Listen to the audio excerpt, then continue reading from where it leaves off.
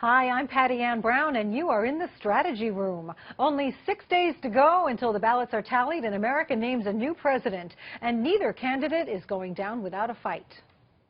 This is a message for any Democratic voter who have already cast their ballots for Hillary Clinton and who are having a bad case of buyer's remorse. Wisconsin is one of several states where you can change your early ballot if you think you've made a mistake. A lot of stuff has come out since you voted. When I think about what we now know about Donald Trump and what he's been doing for 30 years, he sure has spent a lot of time demeaning, degrading, insulting, and assaulting women. He has shown us who he is. Let us on Tuesday show him who we are. Well, joining us now, Democratic strategist Joe Lestingi and Republican strategist Charmaine Yoest. Welcome to both of you. Hi, Patty. Thanks for having us. So Hillary Clinton hit the campaign trail this week in the battleground state of Florida. She brought along former Miss Universe Alicia Machado, whom Donald Trump famously criticized for gaining weight after winning the crown in 1996. Charmaine, does this help the Clinton camp this close to Election Day? Patty, and I don't think it does, because she's retreating back to an argument that she's already prosecuted. The people who are going to listen to that argument have already been persuaded. Her problem right now is that Mike Pence is out on the campaign trail saying to Republicans, come home. Lots of people are saying to Never Trumpers, time to reconsider. You have the unprecedented spectacle of a candidate who is under criminal investigation from the FBI. She is really struggling to address that, and it is really affecting things on the ground with Republicans, because at this point in the campaign, you've really got to get your people out to vote, and that's what's happening in the Republican side of things. And frankly, there's some indication that it's depressing the vote on her side of things. So she really does have an issue. I hear you laughing, Joe, but honestly, you know, you see the Trump campaign going into Michigan, going into Wisconsin, and the Clinton campaign kind of trailing along behind them. That's an indication that what they're seeing from their internals and their own polling is really troubling. All right, well, Charmaine is obviously referring to the FBI's recent discovery of hundreds of thousands of emails on a laptop shared by Clinton aide Huma Abedin and her estranged husband. The agency is investigating, and this development has reinvigorated Trump's campaign. His deputy campaign manager saying Trump now has renewed hope for victory. Joe, do you think that hope is justified? No, I don't think it's justified. Look, the path is, there's one path for Donald Trump, period. And you will know if that path is available to him by about 10 p.m. Eastern on Election Day, and that is that he has to sweep pretty much every swing state out there, and he's got to bring in Wisconsin, and he's got to bring in Iowa, and then he's got to bring back home again Arizona, which he had lost, and Utah. So their hope is well placed. They have to be hopeful. There's no other option. This is the play that's on the field for them. This is the only play they have.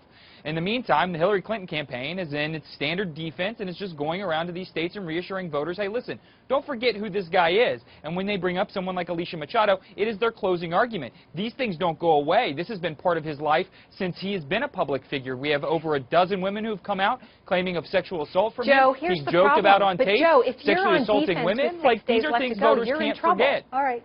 Go ahead, Charmaine. Oh, well, the race was going to tighten.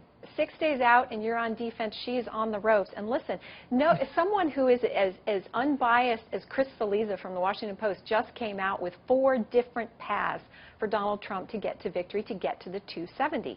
There are pathways for him, and this race is really tightening. All right. Meanwhile, both candidates faced some problems with voters this week. Trump had to denounce the implied support of a publication called The Crusader. It's linked to the Ku Klux Klan. The front page said, "Make America Great Again." Of course, that's Trump's campaign slogan. Well, the Trump camp stating this publication is repulsive and their views do not represent the tens of millions of Americans who are uniting behind our campaign. Charmaine, what do you make of that?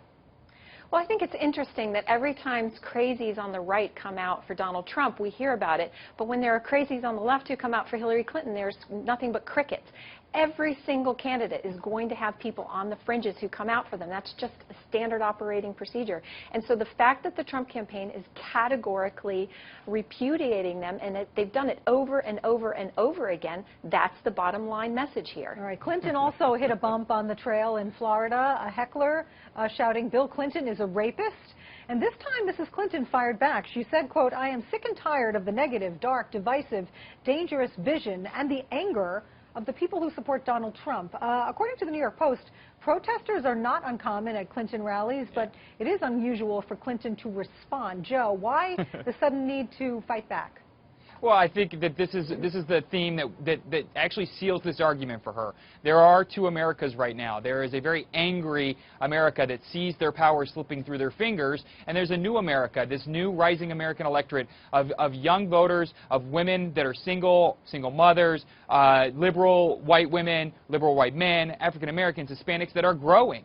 And it's frustrating to see this group of people who are losing power getting so angry, and then this new group of people who are now gaining influence and gaining importance and actually, you know, part of the political process that have this hope for the future being ignored. And when we talk about the anger in the electorate, we seem to forget that there's another group out there that for the past 8 years has had a new, refreshed voice.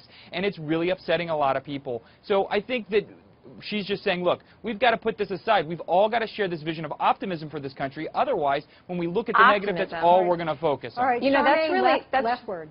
It's really rich when you think about the fact that part of her argument has been that that half of Donald Trump's supporters are called deplorable. This is a woman who keeps being nasty and attacking and aggressive on the campaign trail. When you're endorsed by a group that has killed races of people because of the color of their skin, then that is a deplorable group. Outrageous. He has reposted tweets from this organization. His campaign has acknowledged statements of bigotry from this organization, and they were slow coming out over the summer to denounce it. They've been completely denied and repudiated from the Trump campaign. It's on the official Twitter account for his campaign. Joe and Charmaine, thank you both so much for joining us today. And for complete coverage of the 2016 election, go to foxnews.com. I'm Patty Ann Brown. Thanks for watching.